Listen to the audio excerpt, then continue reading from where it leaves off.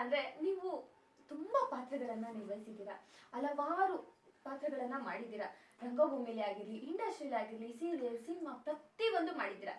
ಅದ್ರಲ್ಲಿ ಯಾವ್ದಾದ್ರು ಒಂದು ಸಣ್ಣ ತುಣುಕನ್ನ ಮಾಡಿ ತರಿಸ್ತೀರಾ ನನ್ನನ್ನ ನಿಮ್ಮ ಮಗಳು ಅಂದ್ಕೊಂಡು? ಆಯ್ತಮ್ಮ. ದುತ್ತೂರಿಗೆ ಅವ್ರು ಬರೆದಂಥ ಒಂದು ನಾಟಕ, ಅದು ಮಲಮಗಳು ಅಂತ. ಅದರಲ್ಲಿ ತಾಯಿ ಸತ್ತ ಮಗಳು ತಾಯಿನ ನೆನಪು ಮಾಡಿಕೊಂಡು ಮಾತಾಡುವಂಥದ್ದು ಒಂದು.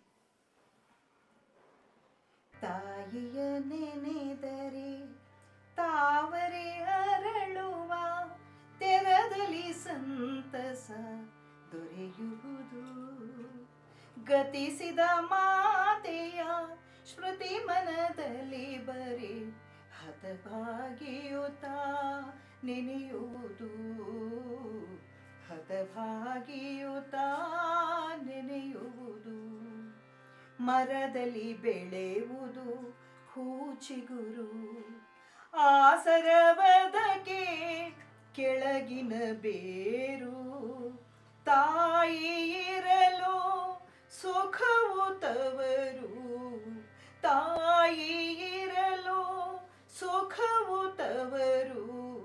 ಕುಲವಧುವಿಗೆ ತಾ ಸವಿ ನೀರು, ಕುಲವಧುವಿಗೆ ತಾ ಸವಿ ನೀರು. ತಾಯಿಯ ನೆನೆದರೆ ತಾವರೆ ಅರಳುವ, ತೆರೆದಲ್ಲಿ ಸಂತಸ ದೊರೆಯುವುದು. ತಾಯಿ ಇಲ್ಲದ ತವರು ಬೇರು ಮುರಿದ ಮರವಿದ್ದಂತೆ. ಅದೇ ನನ್ನ ಹಡೆದವ್ವನಿದ್ದಿದ್ದರೆ ಹೊತ್ತು ಗೊತ್ತಿಲ್ಲದೆ ಕತ್ತೆಯಂತೆ ದುಡಿಯುವ ಈ ಕಷ್ಟ ಬರುತ್ತಿದ್ದೆ. ಎಷ್ಟು ಅಚ್ಚುಕಟ್ಟುತನದಿಂದ ಮನೆ ಕೆಲಸವನ್ನು ಮಾಡಿಕೊಂಡು ಹೋದರು. ಮೂದಲಿಸಿ ಮಾತನಾಡುವ ಮಲತಾಯಿಯ ಕೈಯಲ್ಲಿ ಏಗುವುದೇ ನೀಗದಾಗಿದೆ. ಮಲತಂಗಿಯಂತೂ ಛಲವಂತಿಯಾಗಿ ಕಾಡುತ್ತಿದ್ದಾಳೆ. ಇದೆಲ್ಲವನ್ನು ಹೇಗಾದರೂ ಸಹಿಸಬಹುದು.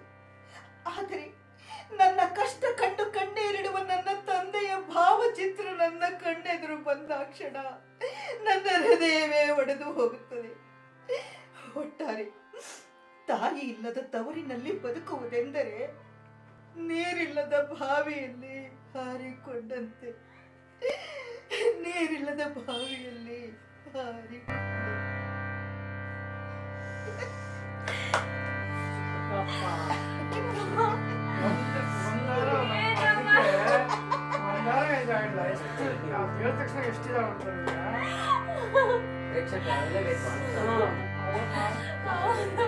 ನನಗೆ ಅಳು ಬರ್ತೀನಿ.